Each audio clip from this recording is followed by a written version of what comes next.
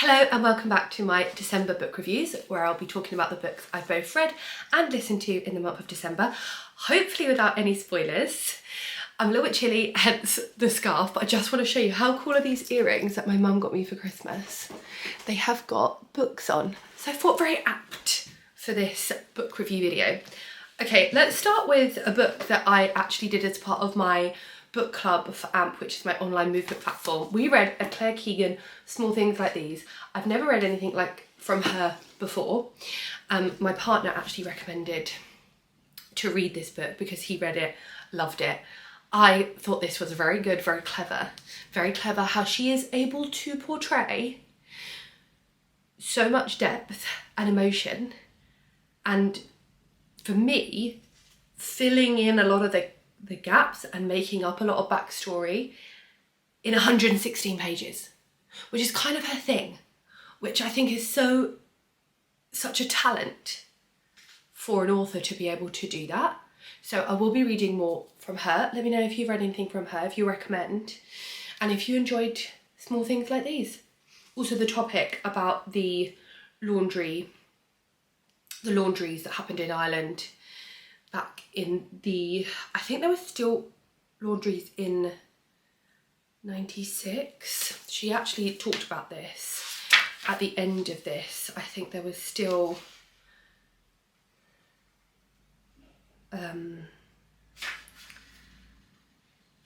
Magdalene laundries, that's what they were called. Yeah, it was 1996 was the last one. Horrifying. Don't be alarmed though, because she doesn't necessarily,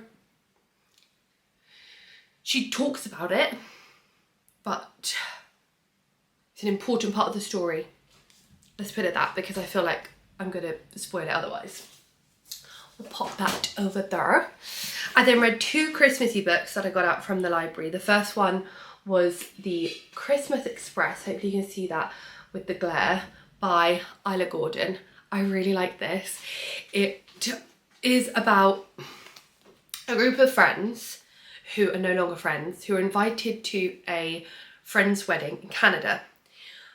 But what they don't know is that when they get to Canada, they are being put on a train across Canada, Toronto to Vancouver, I think. And I think the point was the bride is trying to push her friend group back together through being on the train. So it's basically about that, like what happens on the train. They talk about why they fell out, and it's a Christmas story, so it's got a lovely happily ever after. This was gorgeous. I really enjoyed Isla Gordon's writing. The pace was great. The character development was great, especially for a Christmas book. I actually felt like it was better than some of the other Christmas books I've read. This was great. Then we have A Recipe for Christmas by Jo Thomas. This was cute, set in the Swiss Alps, about this woman, Clara, who's gone there. She's left her job, she took voluntary redundancy, and she goes to a chocolate baking school, and she's in way over her head. And it's her journey with that. Does she stick it out? Does she fall madly in love with someone that she's not meant to? Who knows? Anything could happen when there's chocolate snow and sexy men. So this was good. This was good. We'll read Jo Thomas again probably next Christmas. I also listened to two books. One book on BorrowBox, which in the UK is a library service where you can rent a book, a bit like Audible, but it's completely free because it's through the library. And I listened to Mad Honey by Jodie Picoult and Jennifer, hold on, what is Jennifer's? Jennifer Finney Boylan. They co-wrote it very cleverly. Spoiler alert. Split the characters, because there's a transgender character, Lily, and Jennifer is transgender.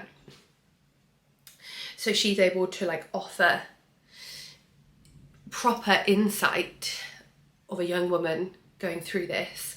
And then you have the other characters that I'm pretty sure Jodie Picoult wrote. This is old school Jodie Picoult in there is a court case, which if you are from the day of like The Pact, My Sister's Keeper, oh my gosh, there's so many that I read, the one from the Amish community, so many, but they were like the old school of like my teens. There was always a court case. And then she's written other books since that don't do that, still brilliant, and now she's gone back.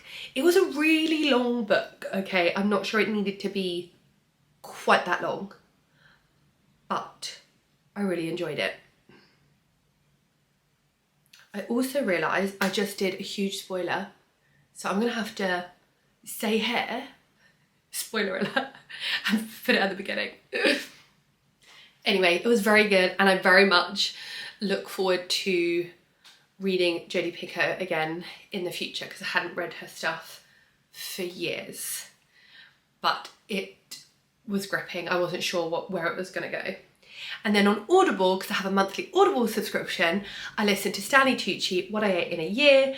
I really love listening to autobiographies on Audible because more often than not, the author will read it. Even if it's been ghostwritten, they still will contribute and read it. And I really love Stanley Tucci. I really love listening to him speak, and this book is really interesting. What somebody who is a huge food lover, a huge lover of Italian food, eats in a year and then writes about it. But guys, we've got to talk about this, so this might be a potential spoiler, and I'm trying to not talk too loud because Tom got this book for Christmas and he's going to read it, and I'm like, I need you to read it because we need to talk about this. But he highly insinuates in the book that Felicity's having an affair. He'll say things like, I stayed home and made wedding soup and ate it all alone, and Felicity went out to the bar with a friend she told me, and I chose to believe her. You did what, sir? I don't know, but we need to talk about it. So let me know if you read it, please, or have listened to it. I was just editing this video on iMovie, and I was like, I'm sure I've talked about Stanley Tucci Way in a year before. Looked back at last month's YouTube video, and I did. However, I definitely didn't mention about the suspicions I have. So I'm going to leave it in. But that does mean I need to tell you, the other book I did actually read in December was The Merry Christmas Project by Kathy Bramley, which was super cute. Girl gets dumped by her boyfriend and has to move out, rents this house, but it gets flooded, meets her landlord, she's a candle maker, engrosses herself in the village community, and it's probably the most Christmassy Christmas book out of those three that I read. And it was Christmas joy, community, a love interest, and I flew through it. Really enjoyed it. So that was the actual book that I read. Okay, and now I'm going to talk about my favourite book from 2024 out of 47 books I think I read in December 2024. Anyway, you should follow me on Goodreads, I'll pop the link below. So there were the 5 books, that's 10, 5 books I read in December. I thought I'd also recap my favourite book of the year, which was hands down, let's get it because it's here, The Women. I know I talked about it last month, but this was astounding. I've never sobbed and cried and been so moved by a book as this ever. So it's potentially my favourite book ever. So this was the number one book I read this year. A book I also really, really loved though was The Covenant of Water by Abraham Verghese, which was an Ant Book Club book as well actually. Sorry, I've had some sparkling water so I'm a bit burpy. His writing was stunning. His imagery writing was so easy to envision, and it was really clever link between like folklore and science. And the cat is shouting at me outside the door. I might have to let her in. And the Backwaters of Kerala. Oh, it's beautiful. Let me let the cat. So I highly recommend that book as well. Anyway, what were your favourite books from 2024? And do you have any recommendations from the kind of books that I've talked about, what you think I might enjoy? And I will see you in February. And we'll talk about books again then. Have a great January.